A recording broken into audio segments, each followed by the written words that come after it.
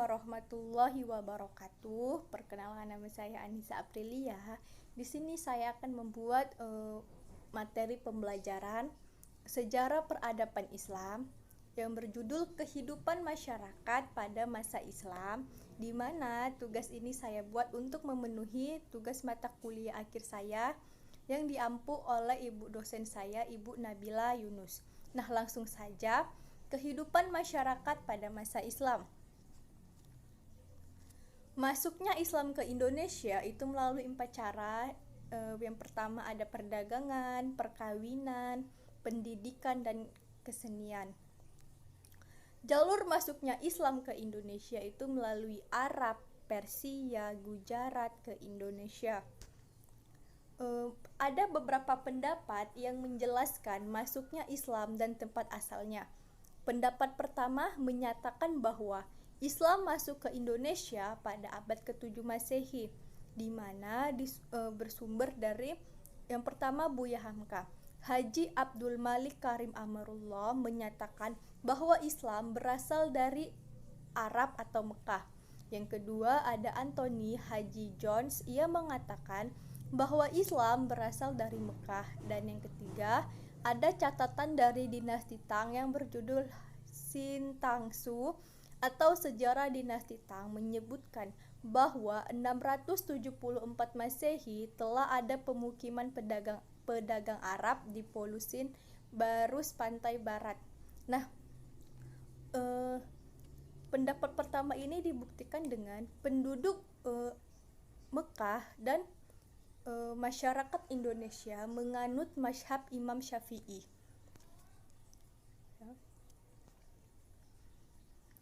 Pendapat kedua mengatakan bahwa Islam masuk ke Indonesia berasal dari Persia, di mana Husain Jajadiningrat mengatakan ada kesamaan budaya atau tradisi yang berkembang antara masyarakat Persia dan Indonesia.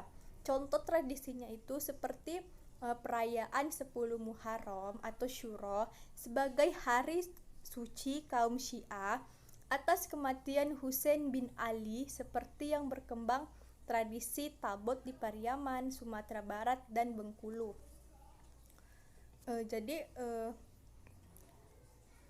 Masuknya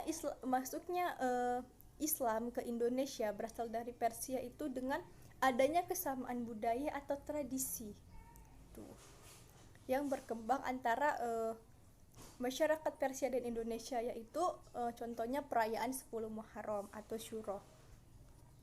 Pendapat ketiga menyatakan Islam masuk ke Indonesia dengan Gujarat.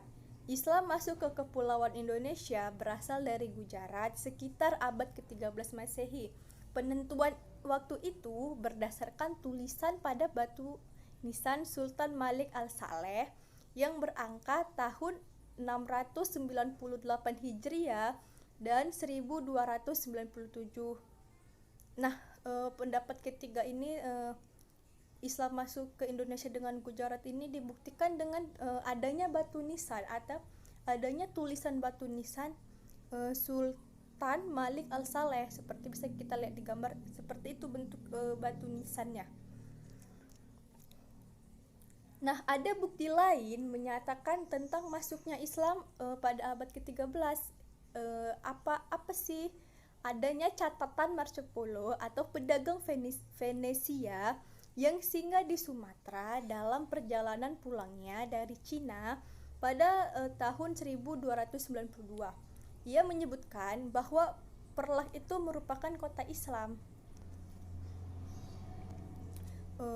Berdasarkan beberapa pendapat di atas, dapat disimpulkan bahwa Islam yang datang pada abad ke-7 Masehi berasal dari Arab, sedangkan Islam yang datang pada abad ke-13 Masehi berasal dari Gujarat.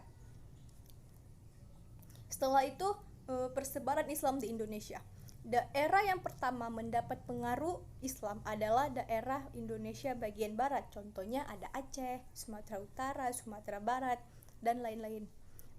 Kemudian daerah ini merupakan jalur perdagangan internasional sehingga pengaruh Islam dapat dengan cepat tumbuh di sana. daerah ini berkembang beberapa pusat kerajaan Islam seperti Samudra Pasai dan Aceh. Nah, eh, di daerah ini Islam itu berkembang dengan pesat atau dengan cepat itu di Aceh, dan ada dan membangun sebuah pusat kerajaan Islam yang disebut dengan Samudra Pasai. Dari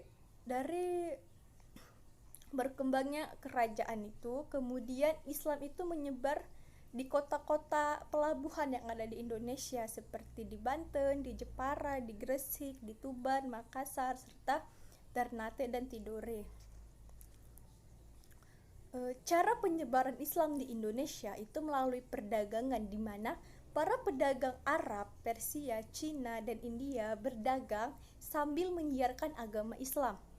Mereka menyiarkan agama Islam ketika menetap sementara untuk menunggu datangnya angin untuk berlayar kembali ke negaranya. Jadi mereka selain berdagang, mereka juga sambil menyiarkan agama Islam, atau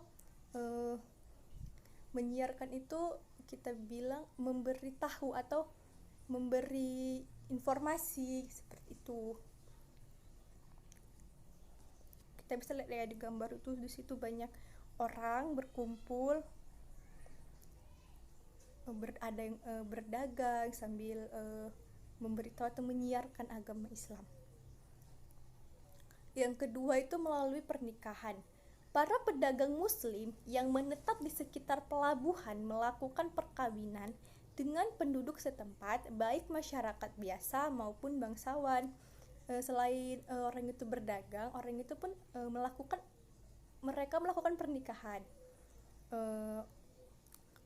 Para pedagang muslim yang menetap di sekitar pelabuhan itu melakukan perkawinan dengan penduduk setempat ataupun bangsawan atau bangsa lain, seperti itu.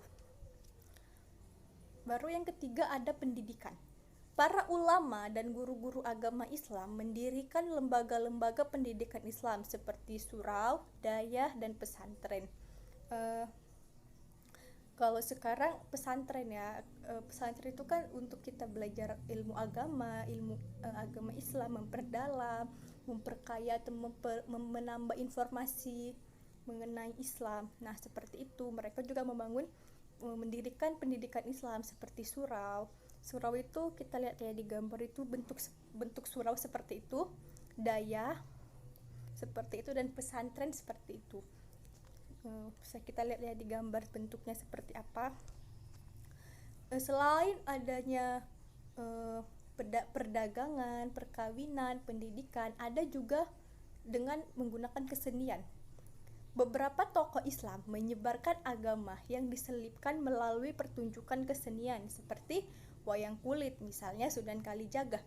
Mereka menayangkan wayang kulit dan dalam peragaan wayang kulit itu isinya itu mengenai Islam, mengenai penyebaran agama Islam, mengenai agama Islam itu seperti apa, seperti itu yang dilakukan oleh Sunan Kalijaga salah satunya ya. Setelah itu ada pengaruh Islam terhadap masyarakat di Indonesia. Yang pertama itu di bidang politik. Kerajaan-kerajaan yang semula bercorak Hindu-Buddha berubah menjadi kerajaan Islam dengan sistem kesultanan. Seperti tadi ya, ada kerajaan Samudra Pasai yang di Aceh, seperti itu. Yang kedua itu di bidang sosial. Kelompok masyarakat yang semula menerapkan sistem kasta menjadi pudar. Penggolongan terhadap kelompok hanya terjadi, misalnya penggolongan terhadap penyebaran agama Islam dengan status sosial yang lebih tinggi disebut dengan sunan, dan penggolongan terhadap ulama disebut dengan kiai. Dulunya kelompok masyarakat itu menerapkan sistem kasta untuk menentukan ya sosialnya gitu, tapi lama-kelamaan menjadi pudar dan digantikan dengan penggolongan status sosial agama Islam. Kalau dia yang lebih tinggi itu disebut dengan sunan, sedangkan penggolongan terhadap ulama itu disebut dengan kiai. Contohnya di sini ada Wali Songo ya, ada Sunan Gresik, Sunan Ampel, Sunan Bonang, Sunan Giri, Sunan Derajat. Yang kemudian di bidang agama, sebagian besar masyarakat Indonesia yang menganut Hindu-Buddha berubah menjadi pemeluk agama Islam. Contohnya nih ya, dari dia agama Hindu-Buddha, setelah dia mengetahui Islam itu apa, dia berubah menjadi pemeluk agama Islam atau menjadi umat Islam seperti itu.